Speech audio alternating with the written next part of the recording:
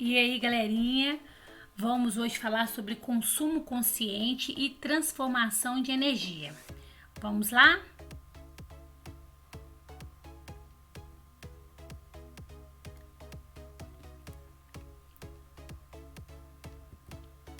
Antes de iniciarmos nossa aula, vamos esclarecer algumas coisinhas, ok?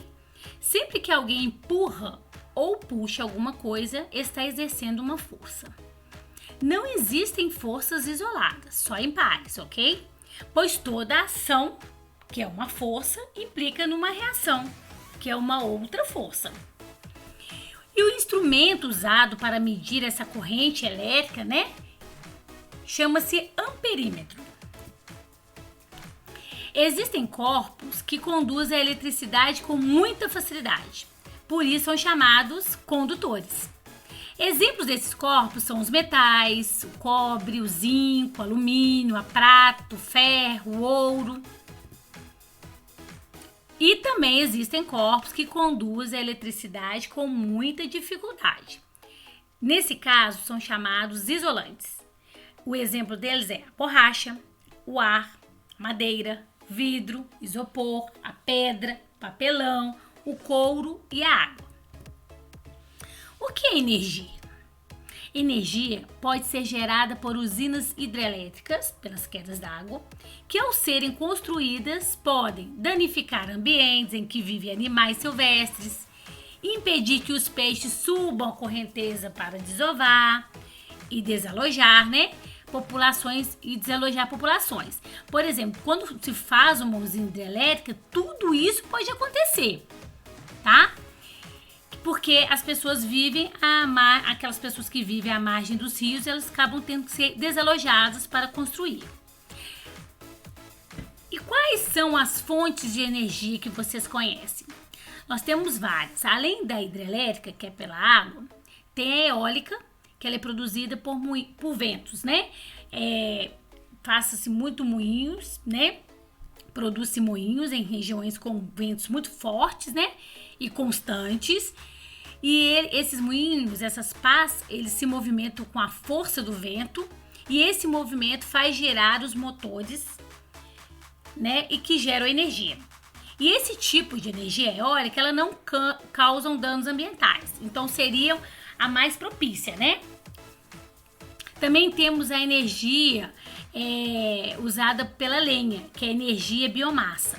E tem a do sol, que é a energia solar. E tem a da própria terra, que é a energia geotérmica, ok?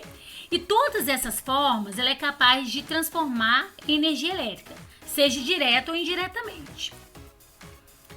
Para se transformar energia mecânica em elétrica, conecta-se um gerador elétrico a um motor ou a uma turbina. Já a transformação da energia hídrica em elétrica, coloca-se a água e ao atingir as pás das turbinas, será transformada em energia mecânica e energia elétrica no gerador. Como a energia elétrica permite o funcionamento de uma lâmpada, chuveiro e liquidificador, como que vocês acham que isso pode acontecer? Olha, na lâmpada, galerinha, ocorre quando o seu filamento é superaquecido pela passagem dos elétrons, tá? E no liquidificador, quando o pequeno motor elétrico transforma energia elétrica em mecânica, decorrente ao movimento daquelas pás do liquidificador, quando ele roda. E no chuveiro, é uma resistência, um elemento, que dificulta a passagem da corrente elétrica em térmica, que é o calor. Aí esse calor, ele permite o quê? O aquecimento da água que circula em seu interior. E no interruptor de luz? No interruptor é o seguinte, tem um circuito que permite ou não a passagem de energia elétrica. Quando esse circuito ele estiver fechado, ocorre a passagem da energia elétrica e a lâmpada acende. Se ele estiver aberto, ele impede esse fluxo, essa passagem. E essa passagem é o quê? São os elétrons, que eles são condutores, ou isolantes. E eles se movimentam. E aí a lâmpada não acende, ela fica apagada. A eletricidade é muito perigosa. Nossas casas recebem tensões de 110 volts, de 127 volts ou até de 220 volts. e qualquer uma dessas tensões é capaz de matar uma pessoa. Mas aí tem uma curiosidade. Sabem por que os passarinhos pousam no fio elétrico e não são eletrocutados? Porque as duas patas estão ligadas ao mesmo potencial. E para que eles sejam eletrocutados, tem que, para que tenha essa corrente elétrica, é preciso que tenha o quê? Essa diferença de potencial. Como as patinhas deles ficam as duas no mesmo potencial, eles não tomam choque. Agora vamos uma dicas para socorrer uma pessoa que está sofrendo uma descarga elétrica. Como a gente deve proceder? Primeiro, nunca tocar na pessoa atingida, ok? Não vocês tomam choque também. Depois, desligar as chaves, desarmar os disjuntores ou tirar os fusíveis interrompendo a corrente. Mas se não for possível fazer isso, deve-se isolar a pessoa com material isolante, que a gente já falou os materiais isolantes. Um caibro de madeira, borracha, E iniciar imediatamente uma respiração artificial na pessoa, porque ela vai perder. E uma outra pessoa tem que chamar o médico, mas sem parar com a respiração artificial, ok? Agora vamos entender um pouquinho como é que funciona essa eletricidade nas nossas casas. A maior parte da eletricidade, que usamos no dia a dia, ela é produzida em usinas hidrelétricas, tá? A energia solar ainda é muito cara, mas ela seria assim, ideal para que todas as casas tivessem energia solar, além de não prejudicar o nosso meio ambiente, Não ia prejudicar nosso meio ambiente e é uma energia que o custo, cairia bastante. É conduzido o quê? Por meio de fios condutores que se espalham pelos diversos lugares, tá? Onde se usa a eletricidade. O caminho que ele vai percorrer, a corrente elétrica, o caminho que ela percorre, chama-se circuito elétrico, tá? Quando o circuito está aberto, a corrente elétrica não passa. Quando está fechado, a corrente elétrica passa. Que medidas podemos tomar para economizar eletricidade? Primeira coisa, apagando as luzes dos cômodos que não estão sendo usados, ok? Não ligue o chuveiro simultaneamente ao ferro de passar roupa. Não demore no banho e procure sempre desligar o chuveiro para ensaboar ou lavar o cabelo. Não deixe eletrodomésticos ligados sem necessidade. E se tiver vazamentos em casa, consertar rapidamente, ok? Escovar os dentes com a torneira fechada e aí vai. Aí é um exemplinho de uma conta,